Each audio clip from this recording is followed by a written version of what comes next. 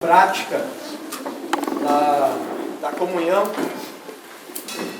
e sobre esses problemas que às vezes ocorrem mesmo no seio da Assembleia e que podem interferir mesmo na coerência entre aquilo que professamos na mesa do Senhor, no partir do pão, e a vivência que temos no relacionamento com os irmãos. Os irmãos falaram ali sobre situações que ocorrem que algumas vezes um irmão pode ficar chateado com o outro, pode mesmo ficar irritado, irado com o outro, e pode ficar sem se falar, ou pode gerar alguma mágoa, algum rancor. É uma situação que pode impedir que ambos desfrutem de bênçãos da presença do Senhor. Eu pensei em dois aspectos relacionados a esse tema. Um deles é um aspecto preventivo e outro um aspecto curativo. No aspecto preventivo, eu gostaria de ler um texto que está em Provérbios, capítulo 15, o versículo 1 e o versículo 4. É algo muito simples, mas que todos nós podemos observar e podemos nos policiar para que possamos evitar situações como essas, de desentendimento e de animosidade entre os irmãos possam acontecer. O versículo 1 de Provérbios 15 diz assim: a resposta branda desvia o furor, mas a palavra dura suscita a ira. E o versículo 4 diz assim: a língua benigna é árvore de vida, mas a perversidade nela deprime o espírito. É algo muito simples, que muitas vezes nós não prestamos atenção, que é como nós falamos. Nem sempre é o que nós falamos, mas como nós falamos com o irmão. Às vezes a gente comunica alguma coisa legítima, alguma coisa que é condizente com a verdade, mas da maneira errada. Às vezes a gente se vale de expressões e usa um tom de voz muito ríspido, muito duro. Às vezes nós não medimos as nossas palavras e somos muito pesados com os nossos irmãos. Isso pode realmente machucar a outra pessoa. E não somente isso, mas pode levar a outra pessoa a desanimar, como diz o versículo 4, porque a língua pesada, perversa, deprime o espírito. Muitas vezes uma palavra muito dura da nossa parte pode levar um irmão, uma irmã a ficar desanimado, a ficar aborrecido, a ficar chateado. Isso daí é algo muito nocivo para a comunhão prática da igreja. Mas o contrário, quando a gente usa uma palavra mansa, uma palavra branda, uma palavra temperada com amor, acabamos de cantar um hino, temperada com amor, por mais que seja um puxão de orelha, por mais que nós levemos um puxão de orelha, uma admoestação, uma chamada de atenção, se for temperado com amor, o resultado, o efeito será diferente. Agora, se for num tom de julgamento, de acusação, daí a reação, a situação será diferente. O impacto sobre nós será diferente.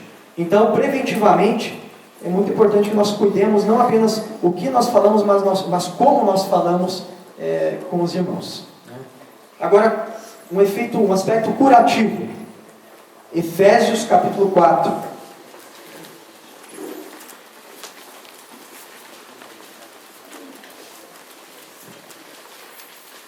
Não é nenhuma novidade para nós o que eu vou ler aqui.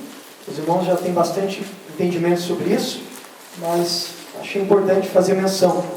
Efésios 4, alguns versículos, mas primeiro ali no versículo 26. Diz assim: irai-vos e não pequeis, não se ponha o sol sobre a vossa ira. Versículo 27. Não deis lugar ao diabo. Versículo 30. E não entristeçais o Espírito Santo de Deus. Versículo 31. Toda amargura e ira e cólera e outras coisas negativas que vai citar ali, sejam tiradas dentre vós. Versículo 32. Antes, sede uns para com outros benignos, misericordiosos, perdoando-vos uns aos outros, como também Deus vos perdoou em Cristo. A chave, quando uma situação de desentendimento, de discórdia, de animosidade já está estabelecida, sempre é o perdão. O Senhor nos perdoou. Nós cantamos no último hino ali, última estrofe, que Deus nos amou de tal maneira que mesmo nós sendo ainda pecadores, Ele enviou o seu Filho para que Ele morresse por nós. E por que nós somos tão melhores assim, nosso padrão é tão mais elevado, até mais elevado do que o do próprio Senhor Deus, de que nós não podemos perdoar um irmão que nos falou uma palavra dura demais? O que nos impede? Não é? Será que estamos dando lugar ao diabo? Será que o diabo que está batendo palma e se alegrando com essas situações que porventura possam estar em nosso meio? Então, não devemos deixar, talvez nem o sol se pôr, não é? No próprio dia, na própria conferência, na própria ocasião, a gente quebrantar nosso espírito, pedir perdão para o irmão, procurar o irmão, conversar, resolver a situação, para fazer a vontade de Deus e não dar lugar ao diabo. O perdão é a chave, porque o Senhor nos perdoou e assim Ele tratou conosco e assim Ele quer que nós tratemos também uns com os outros.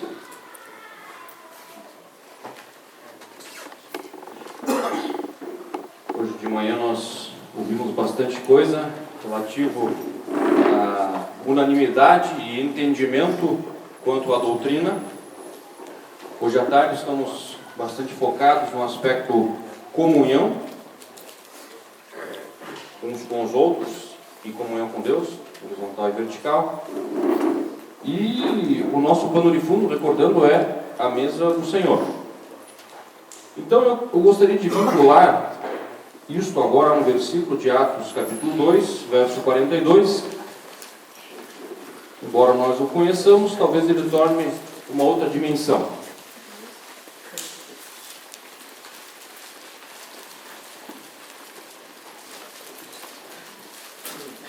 Lá nós encontramos o comportamento dos primeiros cristãos que creram, foram batizados e depois no versículo 42 perseveravam na doutrina dos apóstolos e na comunhão e no partir do pão e nas orações. Eu acho que já é ponto pacífico entre nós de que essas quatro coisas que encontramos no versículo 42 são uma sequência muito lógica. É uma sequência que faz muito sentido. E faz mais sentido ainda hoje à tarde. Quando, se nós olharmos para esse versículo, nós vamos encontrar que o partir do pão é o item 3 dessa sequência. E o que antecede ao item 3? O número 1 é perseverar na doutrina, que é exatamente o assunto que nós tivemos hoje pela manhã. Quando lá em 1 Coríntios 10, versículo 15, falava do entendimento, os entendidos. Pessoas que têm noção, embasamento e convicção doutrinária das verdades bíblicas referentes à sã doutrina. Este é o passo número 1. Com isto, eu posso dar o passo 2, que é ter comunhão. Eu tenho algo em comum. Comunhão, algo em comum. Por um lado é a pessoa do Senhor Jesus Cristo, mas por outro lado também é tudo aquilo que Ele ensinou e espera que nós pratiquemos, que é a doutrina.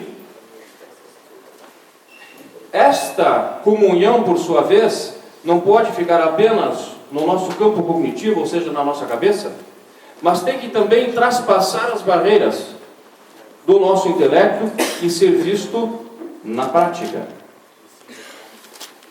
Se nós voltarmos para Atos 2, é bom deixarmos o dedo ali, nós vamos ver que esses cristãos, quando se trata de comunhão, Versículo 46, por exemplo, no versículo 45, repartiam as coisas entre si, isso é comunhão prática, praticavam o amor, praticavam as boas obras, praticavam o interessar-se uns pelos outros.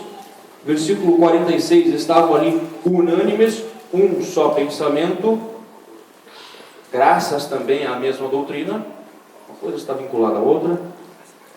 Depois, eles partiam o pão, comiam juntos com briga, com cara feia? Não, comiam juntos com alegria. Era uma alegria, era um prazer estarem juntos partindo o pão. E singeleza de coração, não coração exaltado, um coração arrogante, mas com singeleza de coração e alegria, um olhando no olho do outro, desta forma partiam o pão. E o que aconteceu no versículo 47? Louvavam a Deus e caíram na graça de todo o povo, ou seja, foi um testemunho público a comunhão daqueles cristãos. Passou as barreiras da Assembleia dos Crentes. O mundo percebeu que aqueles crentes se amavam, tinham comunhão, e foi um chamariz, chamou a atenção, foi um testemunho público para o mundo. Isso visto, doutrina, comunhão, e daí partir do pão. E é o que faz toda a lógica, é o que faz todo o sentido. Hoje de manhã alguém disse, eu anotei, que nós, não sei se nós vamos falar, ou se isso vai surgir naquela reunião de dúvidas, a respeito de critérios ou requisitos para alguém ser admitido para a ceia. Vai ser a última reunião, amanhã à tarde. Mas eu já vou apenas dar uma pincelada, porque está dentro do contexto. Talvez eu não vou ser afirmativo, mas vou ser propositivo. Então, será que não seria interessante aquele crente que ainda não está participando na mesa do Senhor fazer uma reflexão se já está afinado, está convicto da sã doutrina e se já pratica essa comunhão da qual temos ouvido, para só daí pedir o seu lugar à mesa? É uma boa reflexão até amanhã à tarde. Mas a maior parte de nós já está partindo pão. E em que condições nós estamos fazendo? Será que nós mesmos estamos respeitando aquilo que nós gostaríamos de chamar bons requisitos para o partir do pão? Que é de fato estarmos convencidos e praticando a sã doutrina? E tendo comunhão ativa uns com os outros e com o Senhor? É uma boa reflexão para nós também.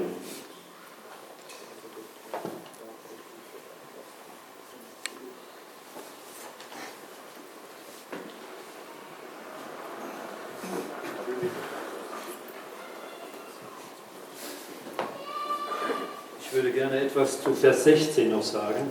Gostaria de dizer alguma coisa ainda com relação ao versículo 16. Heute Morgen haben wir schon gesehen, es heißt nicht den Kelch trinken. Hoje de manhã nós já vimos que não diz tomar o cálice. Und es heißt auch nicht das Brot essen. E também não diz comer o pão. Das Brot, das wir brechen. O pão que nós partimos. Dagegen steht in Kapitel 11, Vers 26, Kelch trinken und Brot essen. Em contraposição, diz no capítulo 11, versículo 26, de tomar do cálice e de comer do pão e tomar do cálice. Ich möchte etwas weiter ausgehen, und zwar haben wir ja schon darüber nachgedacht, ich rede als zu verständigen. Beurteilet, was ich sage, Vers 15. Nós, no versículo 15, vimos, falo como a criteriosos, julgai vós mesmos o que digo. Waren die Korinther auf einmal verständig geworden? Waren sie schlauer geworden? Será que os coríntios se tornaram mais inteligentes, mais criteriosos de repente? In Kapitel 3, Vers 2 lesen wir, kannst du den Vers lesen bitte? Capítulo 3, versículo 2, nós vemos: leite vos dei a beber, não vos dei alimento sólido, porque ainda não podeis suportá-lo, nem ainda agora podeis, porque ainda sois carnais. In Kapitel 10 haben wir eine sehr wichtige Lehre über den Leib des Herrn Jesus. No capítulo 10, nós temos um ensinamento muito importante sobre o corpo do Senhor Jesus.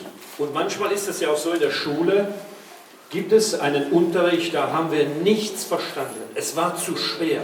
E muitas vezes também acontecia com a gente na escola, de que havia uma aula da qual nós não entendemos nada, estava muito difícil. Aber eigentlich gehen wir ja dafür in die Schule, um etwas zu lernen. Mas é para isso que nós vamos para a aula, para aprender alguma coisa. Und vielleicht kann das auch für uns hier sein in diesen Tagen, dass wir die Dinge zu schwer sind. E talvez para nós também possa estar sendo assim nesses dias, em que as coisas estão difíceis demais. Dass wir vielleicht gar nicht ermuntert werden, dieses Brot zu brechen. De que de repente nós não estamos nos sentindo estimulados de partir esse pão, Aus diesem Kelch zu trinken. de tomar desse cálice. Ich hatte auch diesen Vers auf dem Herzen, den unser Bruder aus Buenos Aires vorlesen hatte. Das Blut des Herrn Jesus, welches uns nahegebracht hat. Eu também tinha no coração esse versículo que foi lido pelo irmão Araquelian, lá de Buenos Aires, aquele versículo sobre o sangue do Senhor Jesus que nos trouxe que nos aproximou. Die Grundlage ist immer das Kreuz des Herrn Jesus. Es ist immer sein Tod. A base é sempre a cruz do Senhor Jesus, é sempre sua morte. Und dann sind wir eingeladen, das Brot zu brechen. E então nós somos convidados a partir do pão. Und viele Dinge verstehen wir nicht immer sofort, aber wir müssen sie tun, weil die Schrift es uns sagt. E muitas coisas nós não entendemos imediatamente, mas nós devemos fazer, porque a Escritura nos diz. Es ist interessant, diese Lehre, die der Apostel Paulus hier gibt, er gibt sie nicht mit einem Ausrufezeichen. Er stellt sie als eine Frage.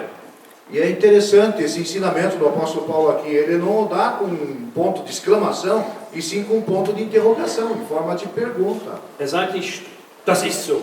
Ele não diz, Das ist so. ele não diz é assim. Sondern er fragt so. Ele pergunta, não é assim? Er fragt in Vers 16, der Kelch der Segnung, den wir segnen, ist er nicht die Gemeinschaft des Christus? Er bringt die Herzen zu dem Herrn Jesus hin. O versículo 16, ele pergunta, o cálice de bênção que abençoamos não é a comunhão do sangue de Cristo?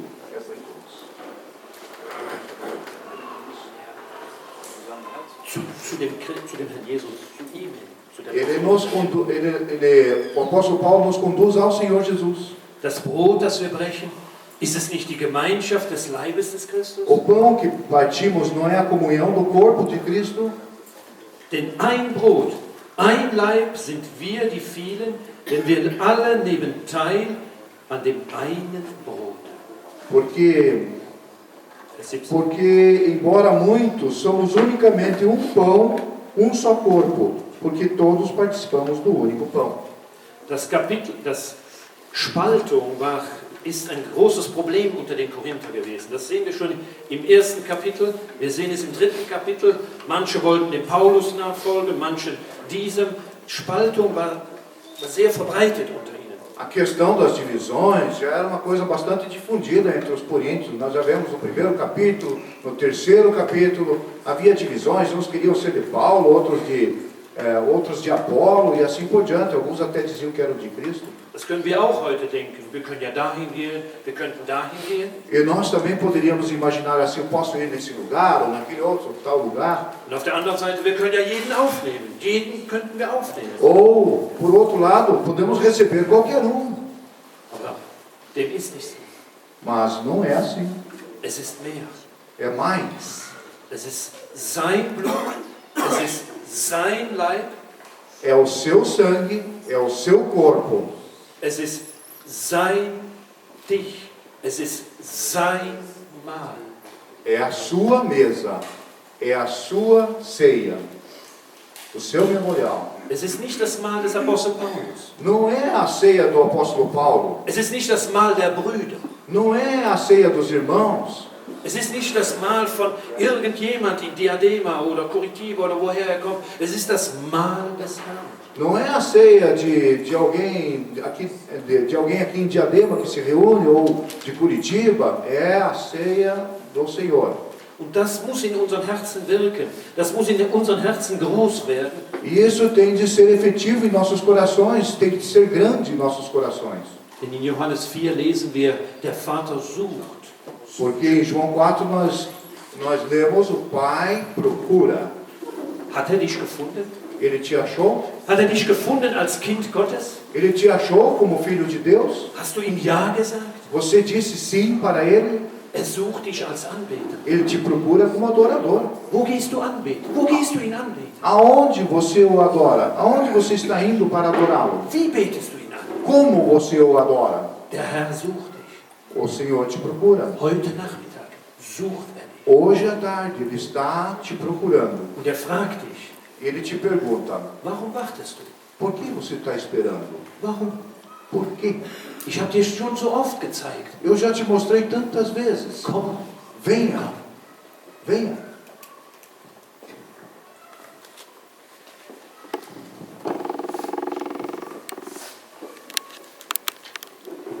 A unidade é global. Faz então sentido que eu me considero uma localidade independente das demais? Posso agir em independência de outras localidades? É impossível, por quê? É um só corpo, e esse um só corpo tem uma cabeça, e essa uma cabeça está Cristo no céu. Então todos nós estamos, independente de que lugar onde estivermos no mundo, dependentes dessa uma cabeça. E essa uma cabeça, ela vai dar os mesmos comandos em tudo, em todo o seu corpo. Isso não quer dizer que não podemos errar na prática, é uma outra questão. Mas o princípio colocado é que a unidade exclui o princípio da independência.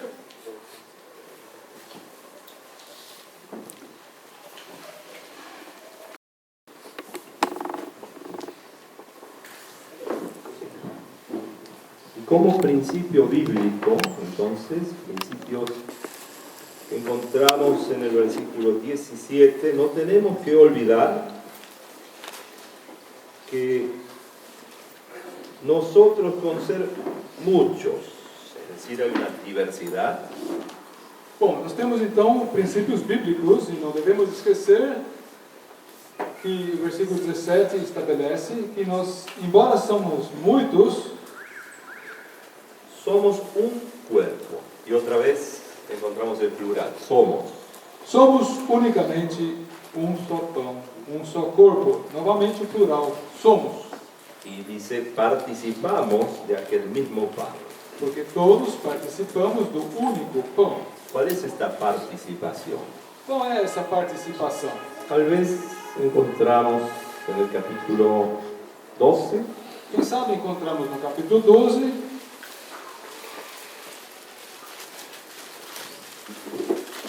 primero el versículo 12, primeiro o versículo 12, porque assim como o corpo é um, e tem muitos membros, e todos os membros, sendo muitos, constituem um só corpo, assim também com respeito a Cristo.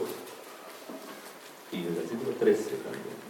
Pois em um só Espírito, todos nós somos batizados em um corpo, quer judeus, quer gregos, quer escravos, quer livres, e a todos nós foi dado beber de um só Espírito. Y el versículo 27 también. E o versículo 27 também. Ora, vós sois corpo de Cristo, e individualmente membros desse corpo. Me gusta la versión que leíste porque dice, vosotros sois cuerpo. Ele tem agrado aqui da versão atualizada, pois ela diz, vós sois corpo. La versión que tengo aquí dice, vosotros sois el cuerpo. Y entonces tengo corregido, sois cuerpo. A versão que ele tem em mãos e outras mais também citam, vós sois o corpo. Eu tive que fazer essa correção por disparidade com o texto original. Entonces nos hace bien mirar esto porque ¿qué es una asamblea local? Es la representación de toda la asamblea, de ese cuerpo. Fazemos bem a atentar para esse ponto, porque o que é uma assembleia local? Uma assembleia local nada mais é do que a representação de todo o corpo, que é mais amplo. Y también en la epístola a los Romanos capítulo 12 tenemos algo Em Romanos capítulo 12, nós também temos algo nesta linha. unidad, el versículo 5. O versículo 5 também trata da unidade, porque diz: assim também nós, conquanto muitos, somos um só corpo em Cristo e membros uns dos outros.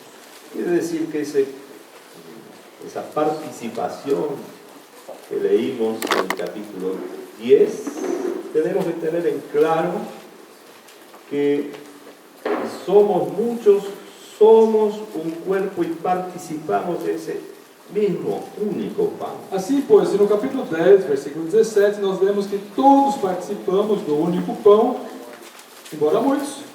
No hay dos, hay uno. Fica evidente que não há dois, há um. Es decir, el cuerpo de Cristo es uno solo. Ou seja, o corpo de Cristo é um único. Y lo que hacemos es dar la manifestación en la práctica, como se explicó antes, lo visible. Ahora hacemos visible esto. E o que fazemos na prática, o que fazemos de forma palpável, visível, como foi dito agora há pouco, é Cuando nos reunimos conociendo estos principios. a reunião segundo esses princípios. Y nuestro hermano puso un ejemplo de la práctica que nos involucra a todos. E o irmão nos deu um exemplo de uma prática que nos envolve a todos. Tenemos un ejemplo de una carta enviada de un lugar a otro. Uma carta que nós enviamos de um lugar para outro. Colosenses capítulo 4, Colossenses capítulo 4, el versículo 16. versículo 16.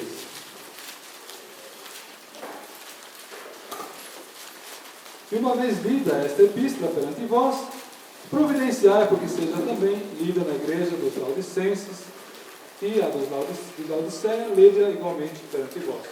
Para que en todos lados sea lo mismo como principio. Por quê? Para que justamente em todos os lados seja absorvida a mesma informação como princípio sobre o qual estão fundamentados. Irmãos, nós estamos agora chegando ao ponto que, na verdade, seria o âmago da matéria, o ponto central da matéria, a mesa do Senhor. Nós já vimos que o partir do pão, ele é um pacote que envolve a mesa do Senhor e a ceia do Senhor. E a compreensão desses fatos, ela vai nos levar a nos reunir da forma biblicamente indicada. E eu, fazendo uma retrospectiva,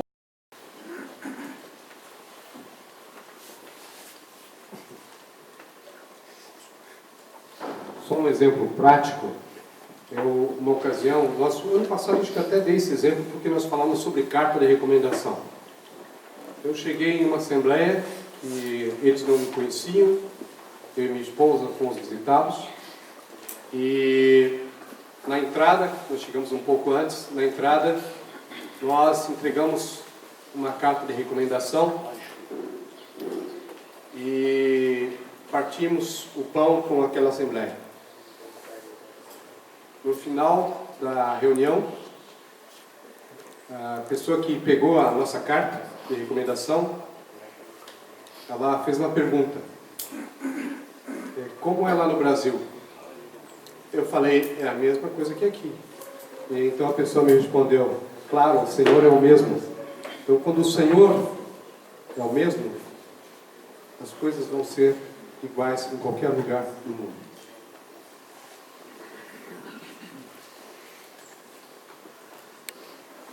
Wir haben gelernt, dass die Einheit hier im Mittelpunkt steht. Nós aprendemos que a unidade aqui está no centro das coisas. Wir sind, oder wir gehören zu diesem einen Leib. Nós somos ou nós pertencemos a esse corpo. Und wir drücken aus, wenn wir das Brot brechen E ao partirmos o pão, nós expressamos o seguinte: und sehen in diesem einen Brot den Leib Christi. aí naquele pão que temos diante de nós, nós vemos aquele corpo de Cristo. Und einmal in der Zeit der Gnade ist er sichtbar geworden an einem Ort. E esse corpo de Cristo, ele se fez visível uma vez, durante toda a época da graça, em único lugar. Als zu Pfingsten in der Apostelgeschichte 2 der Heilige Geist auf diese Erde kam und dort die Versammlung gründete. Quando lá em Atos 2, naquele dia de Pentecostes, o Espírito Santo desceu a esta terra e a igreja, a assembleia foi fundada. Und wo ist er heute sichtbar? Aí o corpo se fez visível. E onde esse corpo está visível hoje? Wir sehen nicht die Einheit. Nós não vemos aquela unidade mais. Viele Glaubende auf dieser Erde sind zerstreut in die verschiedensten Benennungen. Muitos crentes aqui nesta terra foram dispersos, espalhados nas diversas denominações e grupos. Aber wo an einem Ort Glaubende die Einheit am Tisch des Herrn sehen, die zusammenkommen, da wird heute noch diese Einheit gesehen. Mas onde há crentes que se reúnem conforme esse princípio da unidade num lugar, então essa unidade pode ser vista ali. Wir wissen alle und erinnern uns gerne daran, Nós todos sabemos e recordamos isso com gozo, dass das Wort Kirche oder Versammlung in drei Aspekten im Wort Gottes gesehen wird. Nos recordamos que a palavra, o termo igreja na palavra de Deus é utilizado sobre 3 aspectos diferentes. Der ewige Aspekt, Temos o aspecto eterno, ab Pfingsten, Apostelgeschichte 2, bis zum Kommen des Herrn Jesus, 1. Thessalonicher 4, alle Glaubenden gehören zu diesem einen Land. onde nós vemos que todos os crentes, desde aquele dia de Pentecostes em Atos 2, até o arrebatamento, 1 Tessalonicenses 4, pertencem àquele corpo. Aber diesen Aspekt können wir nicht praktisch darstellen und ausdrücken, Mas esse aspecto eterno, nós não podemos dar expressão na prática. weil Gottes Wort noch den zeitlichen Aspekt sieht. Porque a palavra de Deus também nos mostra ainda aspecto temporal. Alle Glaubenden, die jetzt auf der Erde leben, E esse compreende todos os salvos verdadeiros que nesse exato momento, agora, estão vivendo sobre toda a face da terra. nicht die schon heimgegangenen, Esse aspecto não considera aqueles que já faleceram, und auch nicht die noch morgen, übermorgen geboren werden und glauben, tampouco considera aqueles que amanhã ou depois de amanhã vão chegar a crer, sondern die, wenn wir zusammenkommen am Tisch des Herrn, dann stellen wir die Einheit dar der Glaubenden weltweit, die in diesem Moment auf der Erde mas leben. quando nós nos reunimos assim, então nós estamos representando, expressando a unidade de todos os salvos que nesse exato momento estão vivendo sobre a terra, formando esse corpo. Paulus hat einmal gesagt in 1. Korinther 15, O Paulo, ele certa vez disse em 1 Coríntios capítulo 15, und da sehen wir diesen Aspekt der Versammlung. e ali vemos também aquele aspecto da assembleia, da igreja. Ich habe die, wie heißt es, Vers 9? Aí diz no versículo 9, eu persegui a igreja de Deus. Da hat er die Lebenden verfolgt, der Versammlung auf der Erde. Quando ele diz eu persegui a igreja de Deus, é óbvio que ele estava perseguindo os vivos. Da haben wir diesen weltweiten Aspekt der lebenden Glauben. Temos ali esse aspecto mundialmente compreendido de todos os verdadeiros salvos. Und dann haben wir noch den örtlichen Aspekt. Temos também ainda o aspecto local, Wir finden ihn zum Beispiel in 1. Korinther 1, Vers 2. encontrado, por exemplo, em 1 aos Coríntios, capítulo 1, versículo 2, Die Versammlung in Korinth. onde é falado a igreja que está em Corinto. Wer gehört denn zur Versammlung in Diadema? O que pertence, afinal, à igreja que está em Diadema? Nur die wenigen, die sich dort versammeln am Sonntag? Será que são só aqueles poucos reunidos ali na Arlindo Bet aos domingos? Alle wirklich wahren Glaubenden in Diadema. Não. Todos os verdadeiros salvos existentes em Diadema pertencem a isso. Vielleicht sind in der katholischen Kirche 50. De repente, lá na igreja católica, você vai encontrar 50. Vielleicht in einer anderen Benennung 100. Talvez numa outra denominação por aí, umas 100 pessoas. Und wenn in Diadema dort das Brot gebrochen wird, sind es vielleicht 20. E quando você parte o pão lá em Diadema, na Arlindo Bet, de repente são só 20. Aber diese 20 möchten an dieser Einheit festhalten. Alle Glaubenden aus Diadema gehören zu diesem Leib Christi. Contudo, esses 20, eles gostariam de reter essa verdade da unidade do corpo, que todos os verdadeiros salvos em Diadema pertencem a esse corpo. Ist das nicht ein Geschenk? Não é esse um presente que recebemos? Dass etwas Unsichtbares, was nur der Herr noch sieht, seine Kirche auf dieser Erde, Que algo que é invisível, aquilo que só o Senhor consegue ver na totalidade, que é a sua igreja aqui na terra, wir einen Ausdruck geben am Tisch des Herrn in dieser gemeinsamen Verantwortung. e que à mesa do Senhor podemos dar uma expressão visível disto em responsabilidade coletiva. Ich habe bewusst den Segen zuerst gesagt, Conscientemente eu falei primeiro da bênção, aber es ist doch eine Frage. mas também temos ligado a essa bênção uma responsabilidade.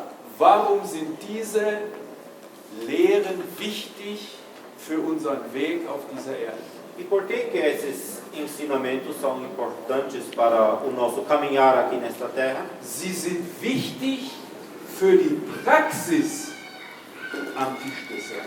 São importantes para o aspecto prático que diz respeito à mesa do Senhor. Wenn ich durch die Gnade Gottes die Einheit festhalten möchte, Se por meio da graça de Deus eu gostaria de reter a verdade da unidade, die Einheit, die nicht oder die nur an diesem einen Ort gesehen wird oder wo das Brot gebrochen wird natürlich, e essa unidade que só é vista naquele um lugar onde se parte o pão, dann werde ich nicht in eine Benennung gehen então jamais eu vou ir a alguma denominação und vielleicht dort Brot brechen. e partir o pão ali também. Sie haben vielleicht auch ein Abendmahl Talvez eles também tenham a ceia, oder in eine noch schwierigere Benennung. ou talvez ir num outro grupo, numa outra denominação mais difícil. Ich möchte keine Namen nennen, um keinen irgendwie anzugreifen. Eu não quero mencionar nomes porque eu não quero bater de frente com alguém. Dann werde ich in der Praxis da bleiben, wo noch etwas von dieser Einheit gesehen wird. Mas compreendendo isto, então na prática eu quero e vou ficar ali onde se faz ainda visível alguma coisa dessa unidade. Das sind die praktischen Folgen von dem, was wir heute wieder lernen durften und uns daran erinnern durften von Vers 17. Essas são consequências práticas daquilo que podemos aprender hoje, a partir do versículo 17. Die weltweite Einheit dürfen wir darstellen. Podemos representar a unidade mundialmente existente, Auch die örtliche, também a unidade local. aber der Apostel sagt nicht, welche wir darstellen hier. O apóstolo aqui não menciona exatamente qual que nós estamos expressando, representando. sagt, das Wichtige ist ein Brot, ein Leib sind wir. O que ele sublinha é o que é importante. Nós, sendo muitos, somos um só pão e um só corpo.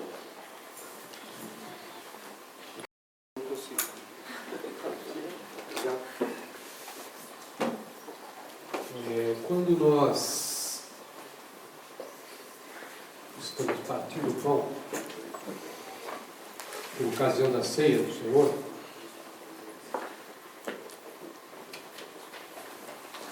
qual deve ser o nosso pensamento com relação àquele pão que representa a unidade e o corpo do Senhor?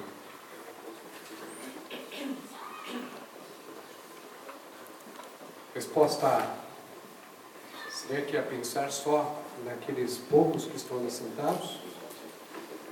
Resposta B: será que é pensar em só os irmãos que têm esse entendimento? Ou resposta C: se nós temos que pensar em todo o corpo de Cristo? Qual é a resposta certa? A resposta certa é a resposta C, 3. Nós temos que pensar, quando estamos partindo o pão, pensar em todo o corpo de Cristo. Não é só na localidade, não é só os irmãos que estamos ligados, mas em todo o corpo de Cristo.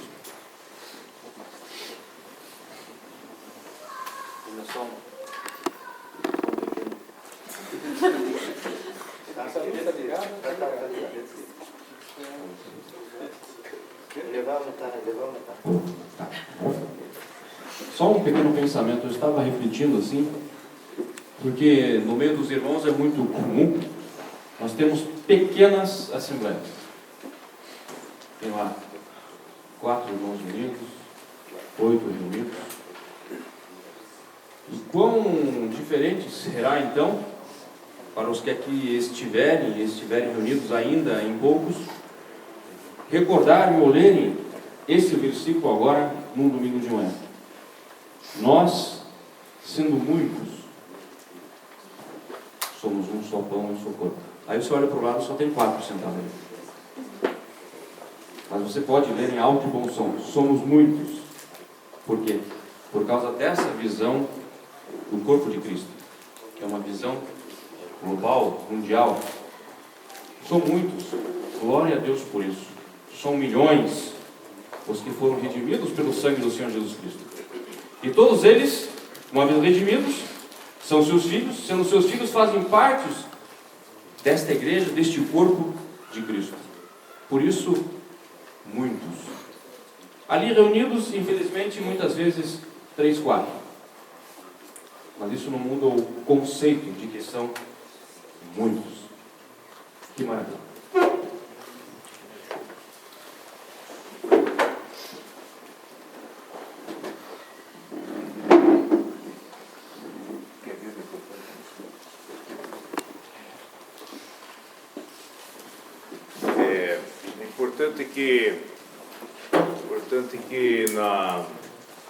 Ao sairmos daqui, amanhã, também, ao mesmo tempo que estamos contemplando isso, que faz parte, estejamos, quem tiver alguma dúvida ainda, por que nós nos reunimos desta forma, que tira essas dúvidas ainda. É muito importante. Não saiam daqui de São Paulo sem tirar essa dúvida. Por que nós nos reunimos desta forma? O corpo de Cristo existe e está perfeito. Infelizmente, ele não é demonstrado. Por quê? Porque o Senhor Jesus formou o corpo, ele é a cabeça, nós os membros e a igreja de Cristo. O que o homem fez? Ele arrancou pedaços, desmembrou. Um tem esse nome, outro tem aquele outro nome, outro nome. Tem 2, 3 mil religiões.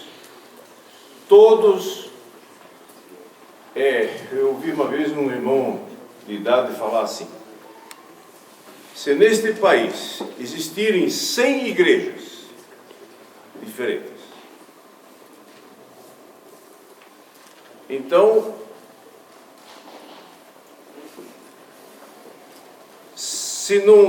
então as 99 estão erradas, ou todas as 100. Graças a Deus, se nós, pela sua imensa graça, conseguirmos nesses 2 dias entender qual é a vontade do Senhor para os seus. O corpo existe, só que ele não é representado. Ninguém conserta isso. O ecumenismo estraga mais ainda. Somente a vinda do Senhor é que conserta essa triste e lamentável situação. Por isso, somos conclamados, conforme Efésios 4, versículo 3, acho que é, ou 4, a guardar, preservar a unidade no Espírito. Essa queremos guardar, a unidade no Espírito.